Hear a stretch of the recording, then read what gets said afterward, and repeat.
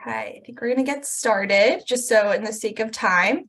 So hi, everybody. Good morning. Today, our presentation is about understanding how medicines and culturally relevant nutrition work together to manage diabetes. So we have two wonderful speakers here today with a wealth of knowledge. First, we have Dr. Jane Seley. She's an assistant professor of medicine, nurse practitioner, and diabetes care and education specialist in the Division of Endocrinology, Diabetes, and Metabolism at Weill Cornell. She's a board certified in diabetes care and education, advanced diabetes management, and a diabetes technology clinician. And we also have Rachel Stahl Salzman. She's a registered dietitian and diabetes care and education specialist in the Division of Endocrinology, Diabetes, and Metabolism at Weill Cornell as well. Rachel is passionate about helping people with diabetes develop sustainable lifestyle changes and leverage diabetes technology to improve their health. So without further ado, I'll pass the floor over to Dr. Seley and Rachel. Thank you so much again for being here. And feel free to add on more to your introduction or get started whenever you're ready. Well, we have a lot to tell you, so I'm going to go ahead and get started. I'm Jane Seley, and we're going to talk about medication first, and then Rachel's going to be talking about food. And I know that's the part you're really looking forward to. But I do want to say a little bit about medication. I have no conflicts of interest because it seems like every other commercial on television now is about a diabetes medicine, and they make them all sound wonderful. Some of you may already have diabetes or have someone close to you that have diabetes or pre-diabetes. So I want you to understand just a little bit about how each class of medicines work. So that's what I'm going to try to do now in the next 20 minutes. So first of all, if you do have type 2 diabetes, a couple of things are probably not working as well as they should. Number one, you're probably not making enough insulin to take care of the food that you eat, especially carbohydrates, which Rachel's going to talk a lot about. The second thing is that the insulin you are making isn't working as well as it should, so you actually have to make more to compensate for that. And that's called insulin resistance. So that's very common in type 2 diabetes. And the third thing is that there's certain hormones we produce. GLP-1 and GIP are two that are very commonly talked about now because there's medication you can take that have these hormones in it to help you break down the sugar or glucose when you eat your meals. The other thing I want to just give a shout out to, but we're not going to talk about today, is many people who have type 2 diabetes also have high blood pressure and also have high LDL cholesterol. And many people do need to lose weight. So those are other things you have to think about, and they all work together to help you to lower your blood sugar and live well with diabetes. So the treatments for type 2 diabetes is what you eat, your physical activity, and then we have a bunch of pills we're going to talk about that you can take, some injections of those gut hormones that I mentioned, and insulin, which is mostly injections. So let's go. So this is something about how long it takes until you find out you have type 2 diabetes. So don't try to study all this. The message is this purple area here. Most people, when they find out they have diabetes, have probably had pre-diabetes building to diabetes for 10 to 12 years. That's a long time untreated. So that's why it's very important to every single year when you go to see your primary care provider that you should have a blood sugar test done and maybe even an A1C test. An A1C test, for those of you that didn't attend the lecture last week, is a test, just a simple blood test that tells you what your average blood sugar is for the past 2 or 3 months. So this is just some interesting facts. There's 26 million Americans that have type 2 diabetes. That's a lot of people. And out of those 26 million, about 5 million take insulin. So we always think about taking insulin as something for type 1 diabetes, but there's actually more people with type 2 diabetes taking insulin. And when you take insulin, many people with type 2 are also taking pills with it. So this is very complicated picture here, and I'm not going to go into detail, but what I want to tell you, which is really important, is there's lots of different things that diabetes medicines can do to help you manage your diabetes. So up on top is the pancreas. That's what it looks like. And the pancreas is where we make the cells to help us to break down the food that we eat. So this is where insulin is made. The next place I want to go is to the gut. I mentioned the gut hormones, and there's lots of things that happen in the gut to help you break down the sugar in your food. The kidneys also play a role, and there's some medications that work on the kidneys. The liver plays a role, and the fat cells and the muscle cells. All of these different areas can help us to manage your diabetes and get your blood sugar to the normal range. And some of the medication actually tell the brain that you're full, so you don't eat as much. And these gut hormones really help you do that. So let's first talk about pills. The pills that have been out for a really long time, since the 1950s, are pills that make the beta cells in the pancreas make more insulin. So they help you by making extra insulin. And the long-acting ones, these are the names of them, are called sulfonylureas. And then there's two classes of short-acting ones, and these are the names here, which all of these work the same way to make you make more insulin. The thing is, you only would take one of these. You wouldn't take more than one of these because they work the same way. Next up is the next oldest diabetes drug, which came out in the 1990s, metformin, which a lot of people know the name because many people take metformin. And metformin helps stop the liver from sending extra glucose or sugar into the blood when we don't need it to do that. So there's many different brands of metformin. And the next category, I showed you on the picture before, that another problem with diabetes is that the fat cells and the muscle cells aren't helping to break down the insulin as well as it did before. So these are called, it's a really long name, thiazolidinedione. I just called them TZDs, and these are the two names. So they also help you. So all of these things can be mixed and matched because they're working in a different place to help us to break down the sugar or glucose in our blood. Next up is a class of pills, alpha glucosidase inhibitors, and these are the names of them. And they help break down the carbohydrate in the gut by making the blood sugar not go up as high after you eat a meal, and that's very helpful. And the next one is pills that help us get rid of extra glucose or sugar in our blood by passing it out in the urine. These are called SGLT2s. You see there's a bunch of them here now, 4 are available. What's good about these is not only does it help lower your blood sugar, but it seems to have some benefits for the heart and reducing risk of heart disease. So that's a lot of medication. There's still a couple more. How do you like that? So next we have the pills that work with the gut hormones to make the gut hormones that you're making, that you're probably not making enough of if you have type 2 diabetes, actually last longer. So these are the ones that are available. And what's good about these is they don't cause any weight gain, because a lot of other medications can cause weight gain, but these do not. And the next category is gut hormones by, this is oral, and there's also injections that not only help you make more insulin, but also help you lose some weight. So they actually help with weight loss. So now we're going to move to injectable medications. And this is the ones you'll see a lot on commercials. So GLP-1s is a very important category. It's an injection that, depending on which one you're on, this first one is taken twice a day. The next two are taken once a day.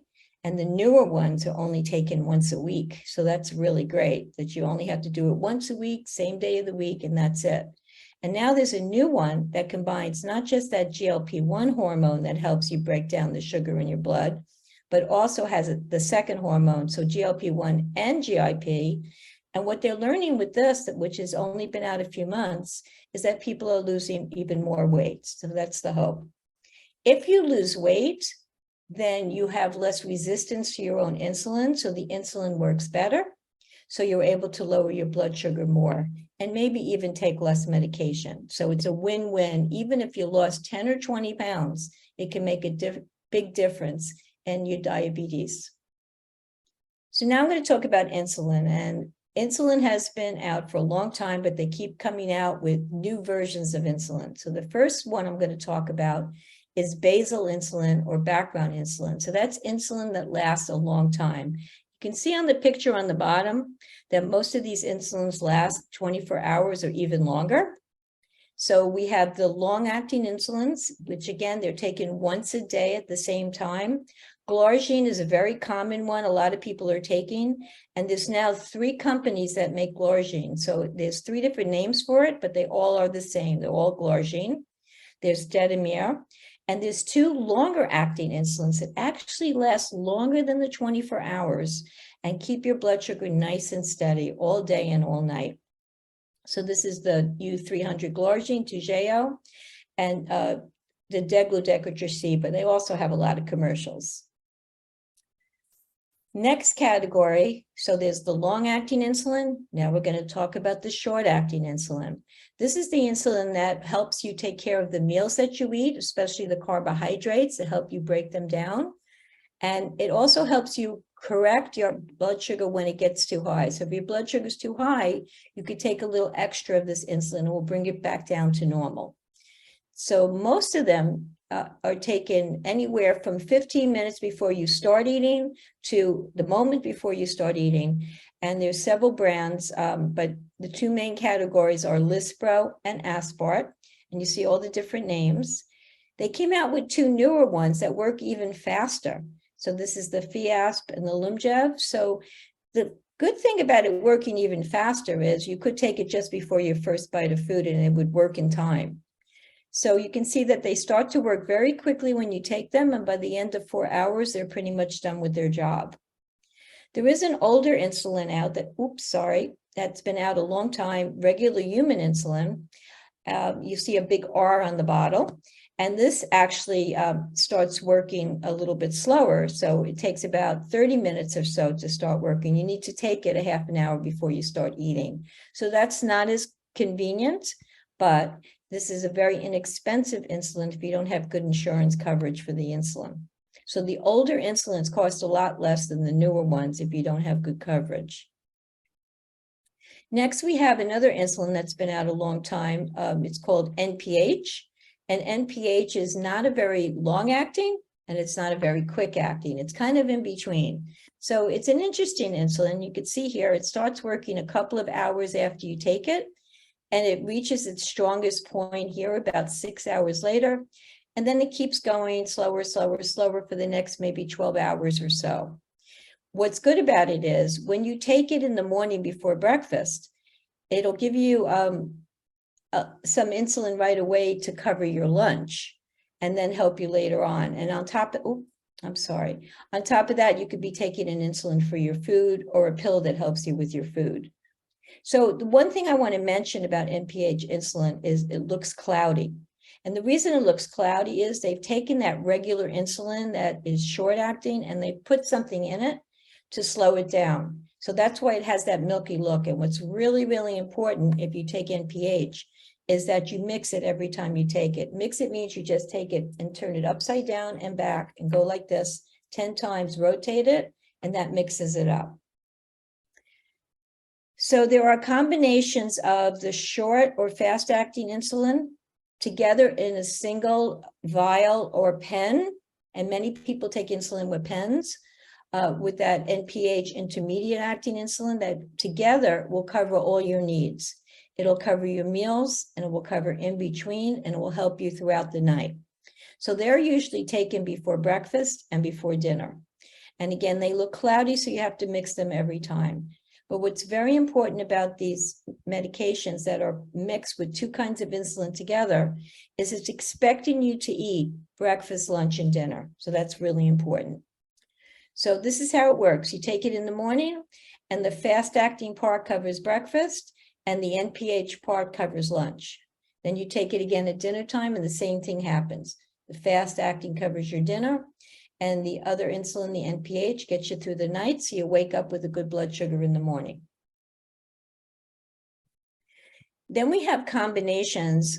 These are fairly new, of that gut hormone, GLP-1, that helps you balance your blood sugar after eating and also helps you lose some weight, with that very long-acting insulin together. So this can be taken once a day, and when you have type 2 diabetes, it might be enough to cover your meals and the in-between. There's 2 on the market. These are the 2. And again, they're taken once a day at the same time. Then we have an insulin that's actually different. It's not an injection, it's actually an inhalation powder. So you can see by this little device here, the person is putting these little pellets of insulin inside of here one at a time and pressing it down so that it becomes a powder which you can breathe in. So people can take this just before eating, or if their blood sugar is high, it works very, very quickly. And this is called Afrezza. So this is a lot of information here, and all I want to tell you about it is 1, 2, 3, 4. So this is all the different things that the medicines I told you about can help with. So some of them help if you have problems with heart disease or you're at high risk. Some of them can cause low blood sugar, so you want to avoid them. So you want to take drugs that don't cause low blood sugar if you don't feel the symptoms of low blood sugar when they happen, which can happen. Some of them cause you to gain weight. Some of them cause you to lose weight. Some of them cause you not to gain or lose. So we think about that. If you want to lose weight, I don't want to give you a medication that's going to cause you to gain weight, right? And the last and most important thing is, can you afford it? So is your insurance going to pay for it? Do you have a high copay? And so on. So we always think about what can we prescribe for you that you're able to fill and able to keep taking, because that's the most important thing. So these are the things I want you to think about when you go to your healthcare provider, whoever's helping you with your diabetes or pre-diabetes, and you're thinking about what medication you might need. So first of all, think about the A1C. That A1C blood test is a 2-month average. So if it's high, you probably need several medications, or you need insulin, especially if it's over 10%. So we always think about how much can the A1C lower your blood sugar based on what medicine we're asking you to take. We also think about what is your blood sugar before you eat and what happens after you eat. Because if your blood sugar is pretty normal before you eat, but it goes up very high after the meal, we have to think about whether we're giving you the right medicine to cover your food. And also what Rachel's going to talk about, that you're eating the right mixture of foods that have carbohydrate, protein, and fat. So your blood sugar does not go up too much after you eat. How long have you had diabetes? If you had diabetes more than 10 years, you very likely do need insulin by then. So we think about that. Do you need to lose weight? So losing weight and being physically active really go together, because if you do more exercise and you eat less, you can actually help yourself to lose weight over a period of time. And also we have some medications that can help you lose weight. But weight loss is a slow process, and it's something you have to stick to. So we have to find things that you can do and keep doing over time.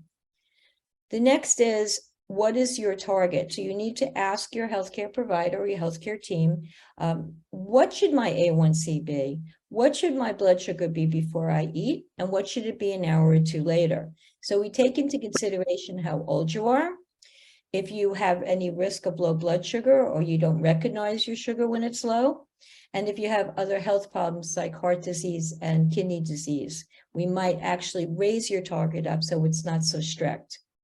And of course, we worry about the medication we're asking you to take and whether you can afford to take it, what your coverage is, and so on.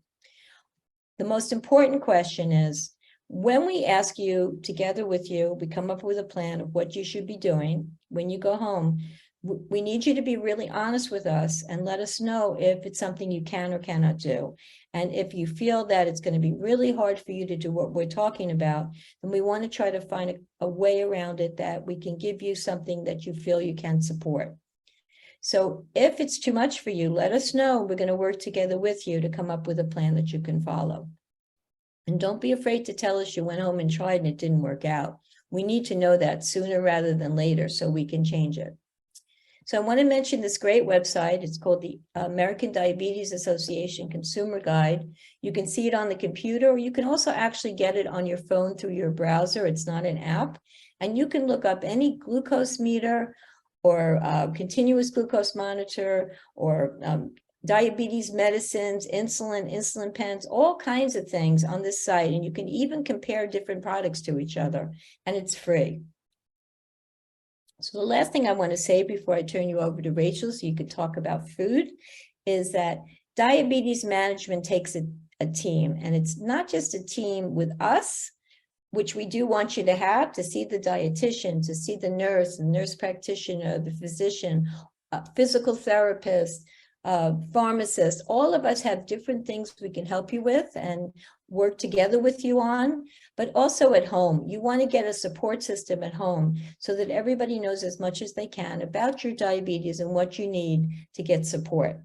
So now I'm going to stop sharing my screen and I'm going to turn it over to Rachel. And Rachel, while you're signing up, does anyone have a question in the audience? You want to unmute or write in the chat?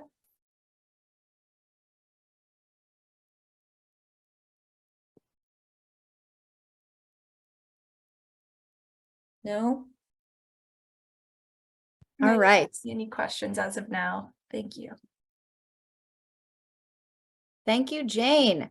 You know, Jane and I always have such a great time collaborating together to talk about diabetes, and really from, the standpoint of all different components. We have the medications, but we also have the lifestyle, namely food, nutrition, activity levels, as well as many others. And for today's topic, I'm going to be talking specifically around nutrition, and I have no disclosures. One of our big principles more than ever now is really integrating cultural competence to support healthy eating and person-centered care. As you just heard from Jane, there is no one size fits all when it comes to medication management, and the same goes for nutrition. And I like to share this quote because this really helps us to help guide us in working with patients of all different cultures and backgrounds. And what it means to practice cultural competence is to honor diversity, which means understanding the core needs of your target audience and designing services and materials to meet those needs strategically. And so we really work hard and continue to have a lot of work ahead of us in helping to really provide the right resources to help the person, knowing that everyone is different. And why is this important? This is important because when we think about what goes into your health, as you can see over on the left side of the screen, we recognize that there's many factors. Socioeconomic factors like education, job status, income level, the physical environment, those of you who might be in the busy urban environment or maybe in more rural areas, different health behaviors, as well as healthcare. And that's really important for us and why we feel so honored to be able to present today in terms of recognizing and getting out to the community to raise awareness on different health considerations. And you can see that that's an important factor over on the right here of our baseline of understanding cultural competency. So with that, I'll turn it on over to a discussion on nutrition and culturally relevant meals for diabetes management. I want to start off with a true or false here. Feel free to use the chat or to talk among you if you're in a group here. True or false, do people with diabetes need to follow a diabetes diet?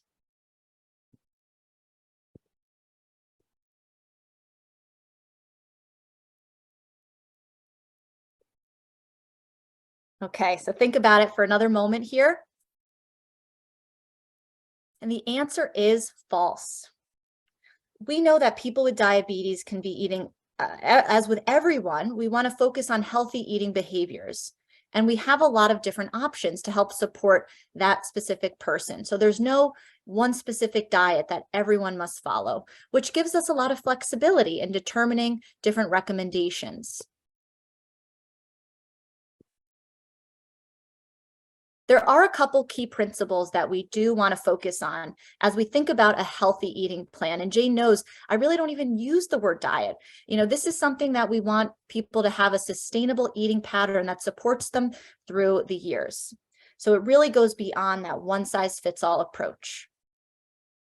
The key recommendations are to promote healthful eating patterns, which emphasizes nutrient-dense foods in appropriate portions to improve overall health.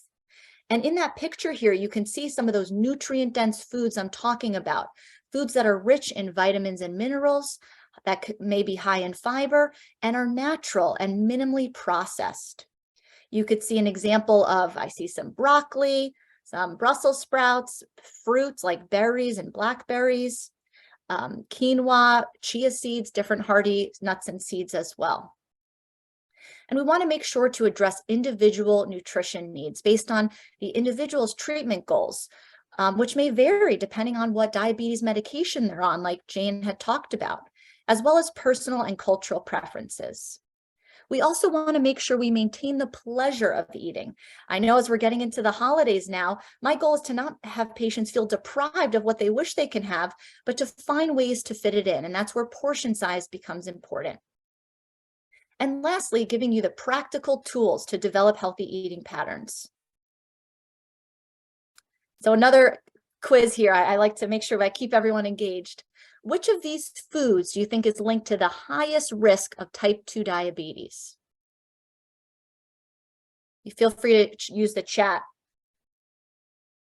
We have listed soda, banana, bagel, or bacon. So far, I see soda, bacon. Let's see if we have one that's popular. Anyone else? Bagel. It seems like it must have been a good question that we have different answers from each of these 4 different types of foods. All right, well, the answer is, building up your anticipation here,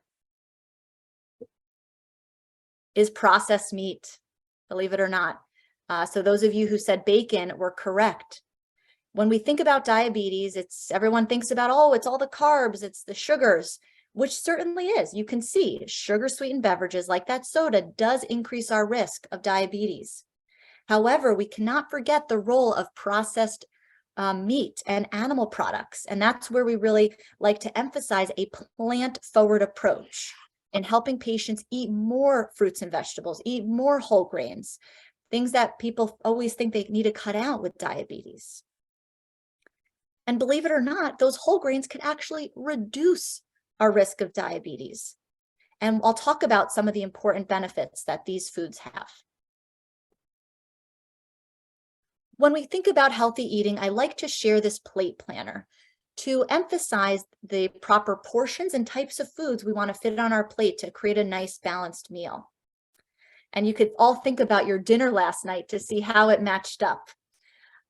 So here we want to focus on half of the plate being non-starchy vegetables. This is included a salad here, but can also be cooked vegetables. Could be okra, Brussels sprouts, eggplant, cauliflower, the list goes on. I like to think of this portion of the plate as making it colorful to help ensure that you're getting a variety of different vitamins and minerals, which are from those colors of those natural vegetables. The next quarter of your plate is your protein over on the bottom here. This is an example of grilled chicken, but could also be other types of protein like fish, could be vegetarian, tofu, a turkey burger. We always want to encourage lean proteins and thinking about the way they're prepared. So thinking about using like light sauteing, baking, steaming, grilling, as opposed to frying or as opposed to battering with a lot of bread. Does it mean you can never fry? No. Again, thinking about our cultural foods, if fried foods are a big part of it, I understand that, but trying to make some substitutions, maybe a little bit less oil, maybe a smaller portion, maybe the type of oil. So we can work together to find some good options there. And then lastly is that quarter plate starch. So here is the starch, the carbohydrate section of the plate, which we want to focus on high fiber starches. For example, here we have brown rice and beans. Other examples could include whole wheat pasta, quinoa, teff, amaranth, some of those ancient grains you might hear of, but also things like barley and farro. And the portion of that plate, I want you to put in front of your hand here a fist. That's about the portion of the carb that you'd want to have in your meal. Let's not forget those starchy vegetables that would fit in this section as well, which could include potatoes, corn, plantains, and so on. So think about that fist in front of your hand, in front of your face now to see that portion. And then certainly we want to encourage hydration through water, plain seltzer, unsweetened tea, those juices and sodas could raise our blood sugar a lot. And you saw on the earlier slide that that could also contribute in high amounts over time for diabetes risk. So I like to show some real life examples of some healthy plates using that plate method I showed you, thinking about the proportions on your plate. So I'll go through a couple, and I just love all the different colors from them. Over on the left here, we can see breakfast time yogurt. This would be Greek yogurt, plain Greek yogurt, so it's low in sugar, combined with some nut butter, as well as some fresh fruit. We could see in the middle here a nice hefty portion of some sauteed greens, along with some beans, which also have a lot of protein, as well as sweet potatoes for a vegetarian option. And then I have patients who think, oh, I can never have pizza, right? We're in New York, pizza's everywhere. And we can make it fit in. On the bottom here, you could see a patient made their own pizza from scratch at home, buying some dough, adding some sauteed vegetables on top with cheese, and they balanced it with a salad, right? So you can have the pizza, but have a salad with it to give you a nice, well-rounded, fulfilling meal. When we think about meal planning, I do want to spend a couple moments on the carbohydrates. We want to first understand, well, what are the foods that contain carbohydrates? I've talked about already that grains, different brown rice, barley, oatmeal, and those examples. I've talked about the starchy vegetables, which have carbohydrates. Also legumes, which include beans, peas, and lentils. Fruit also has carbohydrates, as well as, but what we really need to be careful of is the juice, because that's a more concentrated form of the fruit juice, which could raise our blood sugar. Milk and yogurt products also naturally have carbohydrates in the form of lactose, but it's when they're sweetened, right? When it's chocolate milk, when it's strawberry yogurt, where it can have a lot more sugar, which could raise our blood sugar. And certainly sweets. We know that those are foods, anything very sweet probably has sugar in it, and that's going to be a carbohydrate type of food. Want to think about knowing that these none are off limits entirely, but the quality of carbs matters. Also want to focus on some things that we might overlook with our meal planning. Salad dressings and condiments like barbecue sauce often can contain added sugar. And again, that's the sugar that could raise our blood sugar. So we want to compare food labels at the supermarket, choosing ones with less added sugar when possible. Here's a nice visual of showing the different types of carbohydrates. On the left here, we have the more simple or refined carbs, like plain crackers, that sugary cereal, or different pastries. These are foods that don't have a lot of fiber and don't have a lot of nutrients to help support healthy living. On the other hand, some complex and high fiber carbs include squashes, right? We're here getting ready into winter time, different squashes and pumpkin and potatoes, oatmeal, high in fiber, healthy carbohydrate, beans, and a nice salad here would be a high fiber option. So we want to move as often as we can over to the right side and choosing those complex high fiber carbs. And the reason is there are a host of benefits. We hear a lot with fiber for constipation, but I want to encourage you to think about fiber for the benefits of healthy weight management and diabetes. Fiber helps to reduce the glycemic index of foods. What that means is it helps to slow down the digestion. So it helps to mitigate and helps lessen a glucose spike. Fiber also can help promote satiety. What that means is helping you to feel more full. You might feel your stomach bloat a little bit temporarily. It's a sign that it can help you to stay full. And it also has been shown to help lead to people having less calories throughout the day. Believe it or not, eating more fiber helps people eat less overall. And that makes it a really helpful tool for weight management. The recommendations are to increase your fiber as much as you can. We have here listed 25 grams a day for females and 38 grams per day for men. And when you think about getting fiber, I always encourage my patients to get it from real food. What is fiber found in? It's found in fruits and vegetables. It's found in beans and lentils, nuts and seeds, different whole grains. So looking for fiber on those labels is really helpful and important. Pictured here are 2 sample meal ideas, a full day's worth of how you can get fiber, right? 26 grams or 36 grams. You're probably thinking, well, what does that actually mean in real terms, in real food?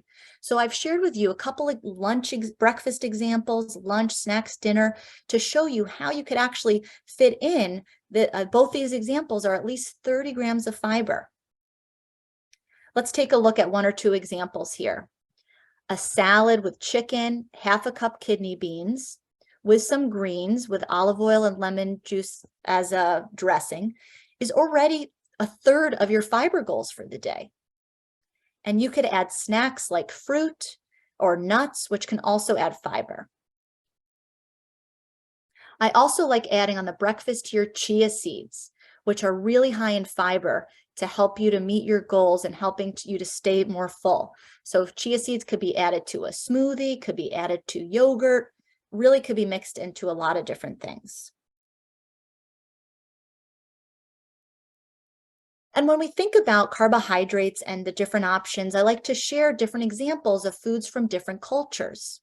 We think about on the left here with Mexican, different types of beans that are more common in their meal planning as opposed to the Caribbean here that might be using more pigeon peas. Thinking about the different fruits and vegetables that are more culturally relevant in different populations. Thinking about Chinese and Asian culture, they might be using more bok choy, Chinese broccoli, while over on the Mediterranean side, we could see more tomatoes, peppers, eggplant, like in baba ganoush, as well as figs and artichoke. And understanding that carbohydrates vary as well, the more starchier options, using a lot of rice and tortillas in the Mexican culture, whereas plantains, breadfruit, and cassava might be more common in the Caribbean. And again, these are options that can absolutely be included in a meal plan, but it really comes down to thinking of that plate and how the proportions could fit. Here's some resources to help you to understand your portions. When you think about things like fruit or non-leafy vegetables or cereals, some starches, you want to think about a baseball size, which I also like to use a fist size example to show you kind of visually in the moment, in case you don't have a baseball in your home. I certainly don't. So those can be some examples of a portion. So if you're having fruit as a snack, trying to stick to a small fruit like an apple or 1 cup of melon. When you think about your meat, fish, and poultry, you want to think about 1 ounce as being about a small matchbook. Now, it's not expected to only eat an ounce. You're probably thinking, that's crazy. You want to think about how many ounces is appropriate for you. And that's where working with a dietitian could help you determine how many ounces in a meal for your protein. For some people, it might be closer to 6 ounces. So that would be 6 small matchbooks. Or I like to show like the palm of your hand would be an average size portion of a chicken or fish. And lastly, I want to highlight on the bottom here examples of other starches. When you think about that quarter of the plate, what that could look like. For a potato, it looks like to be about 1 medium potato. We know they definitely range in sizes, so keeping in mind that as your portion. Being mindful of the bagels. A lot of you, I'm sure, in New York, where the bagels could be upwards of, 5 slices of bread, believe it or not, in 1 bagel.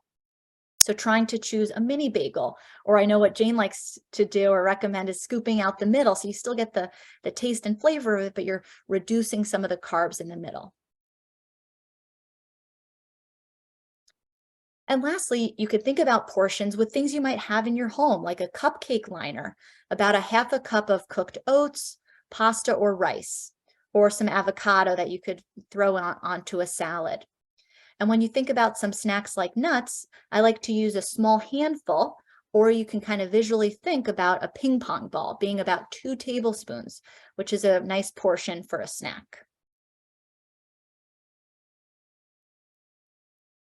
Also want to take a moment to think about, as we're sharing all the, healthy eating and types of foods to help you to overcome some perceived barriers to healthy eating. First one I want to talk about is access to healthy food.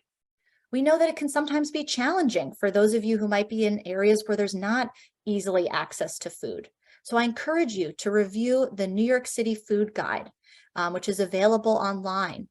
When farmers markets, I know a lot of them are closing for the winter, but farmers markets can be great opportunities to get healthy food because it's local and seasonal and could be often available at lower costs. If you do have supermarkets nearby, going for frozen fruits and vegetables. People think, oh, that's not healthy. They have to be fresh and there's an arm and a leg in price, but you can often buy frozen vegetables as long as the only ingredient is the fruit or vegetable itself. You don't want to run into ones that have a lot of added preservatives or cheese and other sauces, but getting it fresh or frozen could be equally healthy. When searching for pantry items, buying low sodium canned beans, those can be absolutely healthy. And oftentimes I encourage my patients to rinse the beans after they've put them in a colander, to just rinse it with water to get rid of some even more excess sodium. And for those of you who might have nothing available, right now there are many companies that will deliver food to you. So you can look into options. I'm sure there'll be some good Black Friday deals in different companies that could help to deliver healthy food to you. When we think about budget, some tips: buying in bulk. That's a really good way to help reduce the amount that foods can cost. And maybe you freeze it, extras, maybe you put it into little Ziplocs. You can buy a big thing of nuts as opposed to smaller containers at higher costs, which can be helpful. Take advantage of sales. Look for coupons online or in-store flyers, and focusing on buying things when they're on sale could be helpful. And oftentimes the store brand items are often less expensive than the regular specialty brand. So that's another good way to search for food on a budget. And the last kind of barrier that I see a lot in practice is people say, oh, I don't have time to eat healthy. There's no time. It's easier for me to pick up fast food. So I really work with patients, and it takes time. I get it. Behavior change is not, a magic pill by any means. But some tips to help find the time is to first kind of look at what you already have in the fridge or pantry. Some people are often surprised that they have quick, easy meals that they already have on hand. It's also really important to plan ahead, making a plan for the week, thinking about what meals you might want to have that can help you make a grocery shopping list. And that way you go in with a plan. You're not lingering around in the grocery store, lingering around. You have a list that you can stick to that'll make it more efficient. Could also be helpful to prep ingredients ahead of time, especially if you could identify a certain day or evening, maybe a weekend, where you do have a little bit more time to prep some food. Or you can always buy things that are already chopped. I've recently found a lifesaver of getting minced garlic or frozen garlic cubes that you can easily throw into a soup or a saute. You could also buy fruits and vegetables that are pre-chopped. I know I have a hard time cutting down on that squash. It can be so hard, but you can buy, for example, butternut squash that's already pre-cut to make your life so easy and helping with food. And lastly, if you're someone who, and I get it, I'm living in New York, finding time to cook, finding healthy, quick recipes. So they do exist. It might take a little bit of research in the beginning to find some resources, but they are available. And thinking about recipes, if you might have like a slow cooker, things where you could just put all the ingredients in, come back at the end of the workday, and it's beautifully ready for you. So there could be some great slow cooker recipes you can look into. I like to call it a set it and forget it. So I'll close here in thinking about some healthy holiday tips. I couldn't do a talk leading into Thanksgiving without giving a few comments here. So wanted to focus on a few items for healthy eating during the holidays. The first thing is to try not to skip meals or go into the meal too hungry. That could oftentimes backfire on us because we want to eat everything in sight. We get to the big meal at hand and we want to eat everything. So eating regularly as if it's any other day is important, and making sure you're not going in too ravenous because that could lead you to overeat. Secondly, I encourage you to bring mindfulness to eating. No better time than the holidays to savor those meals. Maybe these are some meals that you've waited a year or longer to gather with your loved ones. So really taking the moments to taste, smell the food, take those breaks between bites to appreciate that moment. That can often help you to eat less because you're allowing more time for your stomach to tell your brain that you're full. So there is a scientific reason behind it. Slowing down with mindfulness could be very helpful. Allowing yourself to eat what you love. I know the holidays are a unique time. It's not an everyday situation where you might be having some foods and items that you often don't have. So I'm, here to, give you permission. And certainly if you have specific medical conditions, talk to your healthcare provider about. But, in my practice, helping patients find what they like to eat and really focusing on portion sizes. Next is follow that plate method. So you can really utilize that strategy I shared earlier to eat the foods you enjoy and in the right portions. Filling up, I always like to say, start with the vegetables. What can you fill your plate with those? And then thinking about movement, right? Activity and nutrition go hand in hand. And after a big meal, if there is an opportunity to stand up, walk around a little bit, could be great. Or maybe the next day. Adding any type of movement counts. And lastly, take time for self-care as needed and able. And it differs for every person. The holidays are a time to connect and also a time to reflect on your health and your health goals. So making sure you have that time for yourself if available. So with that, I'll close with some resources.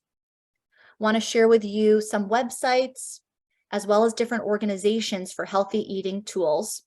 We have diabeteseducator.org from the Association of Diabetes Care and Education Specialists. If you're looking to meet with a dietitian, you could find a nutrition expert by looking through your zip code. And certainly, we're here at Weill Cornell to support you in any way we can. And some really great traditional diets, culturally relevant meal plans and recipes through Old Ways Preservation Trust. And I definitely alluded to earlier, and I could have a whole talk on plant-based ways to incorporate more vegetables and plants into your meal. You could check out these resources, which offer recipes and a host of other different tips and tricks on incorporating vegetables and plants in a delicious way. So with that, we want to thank you so much for your time today. We want to make sure to discuss medication options with your healthcare team. Jane mentioned there are so many different options available now, which makes it an exciting field and really a great way to help patients meet their goals for diabetes. When it comes to nutrition, a big takeaway here is practicing that plate method for balanced meal planning and choosing carbohydrates with fiber and really trying to eliminate those ones with added sugars.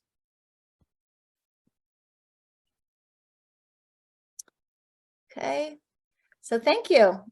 We look forward to some Q&A. I also want to mention, if you get really motivated, which I hope everyone listening is, to make some changes in your lifestyle, you need to speak to your healthcare team about the possibility of changing your diabetes medicines to match that. So for example, if you're more physically active and you're eating less, you probably don't need as much medication. So it's very important that you let us know about this, and we're going to support you in every way we can. Thank you so much. That was such a great informative presentation. I know I learned something new today. Definitely that I thought that soda was going to be the leading cause of diabetes, so I was shocked. So that's great to know. And thank you so much. Does anyone have any other questions? I see Leiba's hand is raised. If you want to go ahead.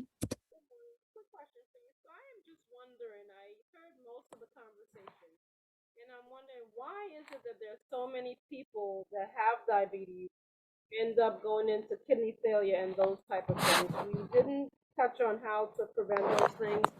I mean, from what I know and what I've heard, oftentimes some of these things are caused by some of the side effects of the medication. So how can serious situations like that be prevented? That's an excellent question. And, we were limited in our time. We didn't want to get into detail on everything. But people that have those kinds of diabetes problems, they happen because of diabetes that's not reaching the targets that we talked about. So the best defense you have for not getting diabetes problems is to get the blood glucose levels down to 80 to 130 before you eat and 80 to 180 after you eat. To get that A1C down below 7%, that is the best prevention you can do. And see us, regular visits with your healthcare provider to make sure that you are reaching those goals. And if you're not, we're going to roll up our sleeves and help you do that. Right, Rachel? Yep.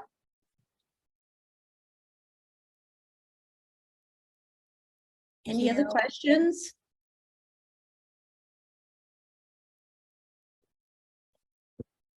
I see Larry's hand raised. Go ahead.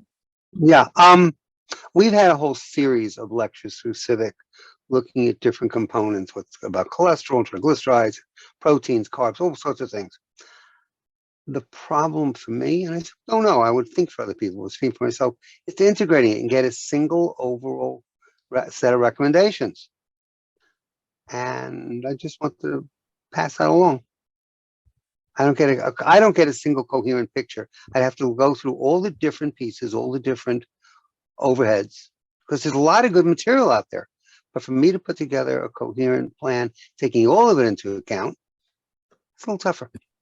Well, you need a captain of your ship to help you navigate.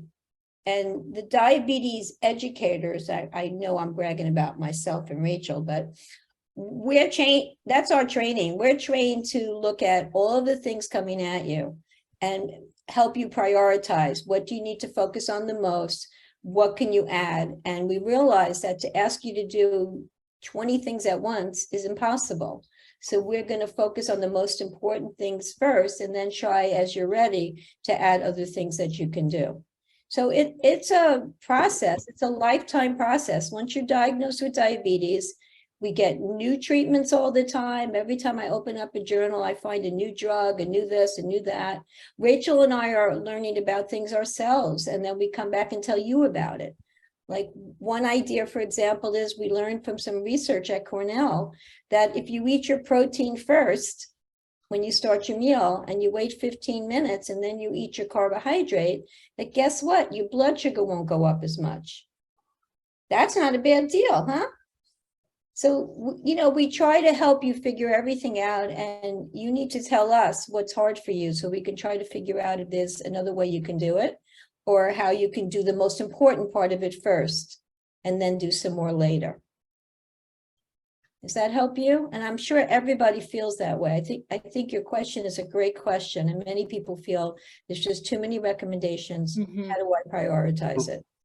Two things. One is the obvious statement. This is a professional discipline. You're a professional. If I start hacking my way through this information on my own, what the hell am I on a safari without getting a local hunter that knows how? You're a pro, and I got that message, and that's strict. I was making the larger point about Civic, that there's a real wealth of information in the overhead, but it's hard to integrate across the different lectures.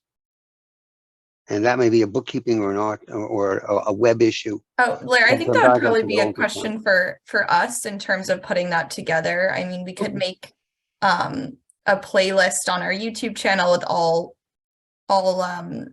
nutrition videos, if that would be helpful. And the other thing is, I think it would be great if we did a cookbook among ourselves. You got an awful lot of wonderful recipes among all different. We can get 50 people in one of the elder care facilities listening in a lecture. Those people know things, and it might be kind of fun. I mean, I've got a great recipe for guacamole with no salt, but it's a terrific recipe that I've had any number of people who grew up with Hispanic grandmothers say, "Oh wow, that's a great guacamole." And if it isn't fun, what's the point? Put it in the chat. Yeah, we want to see it. But the other thing is that we're giving general information, so these lectures aren't individualized. That's why you need to meet with your healthcare team individually to fine tune it to what you like and what you need. A lecture can't tell you everything you need to know because it's general information. Rachel would be asking you lots of questions to learn about your schedule and what's in your refrigerator and when do you cook or not cook? Do you eat out? If you do eat out, where do you go? I mean, we need to know all of these things to make a recommendation. Yeah, and I would just add, as you know, you've heard it's really a team-based approach, and it's not a quick fix is the reality. And so really working over time with our people living with diabetes and supporting them at each stage. Yeah, thank you so much. I think we're almost out of time, but I just see if it's possible to share the PowerPoint. Are you both of you comfortable Yes. sending it over? Okay, Yes, awesome. we'll send it right after the sentence. We'll send Thank it. you so much. I appreciate that. I'm going to send mine to Rachel and she'll send it over because I don't think I Okay, have your awesome. email. I know that would be really helpful for a lot of people to look back and see everything Yeah. afterwards. Certainly. Yeah. So we're care, at 12 everyone. o'clock. Does anyone have any last minute questions before we end for today? Jane, I sent you a text just now. Sorry, you sent me a text? No, to Jane Seeley. I'm working on something for Lula May. If I could have your contact information, very short question. I really appreciate it. And your guacamole recipe I was hoping for. Do it the other way around. You contact me. I'll give you my email. You give me your email. I'll Yeah, I'm send you my giving my recipe. email right now in the chat. Okay. I'll do it from there and then we'll go from there. I love guacamole. It's a dynamite recipe. Very respectful of traditions. A lot of cilantro. Oh, cilantro. That's it. Yeah, share it with everyone, Larry. That's cheating. I need it too. That's no. One thing I do with the cilantro is I separate out the leaves from the stems. I throw the stems in the freezer when I make chicken soup. That cilantro is great in soup. That's smart. And I will send you my guacamole recipe, but I still need to talk to you. I'll send you my phone call, my phone number. We'll work back from Okay. there. Thank you Okay. so much.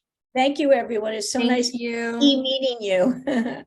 Pleasure. Thank you so Thank much. you so You much for welcome the us great back another presentation. time. We're happy Thank to come you. back. Yes, thank you all. Bye, everyone. Bye.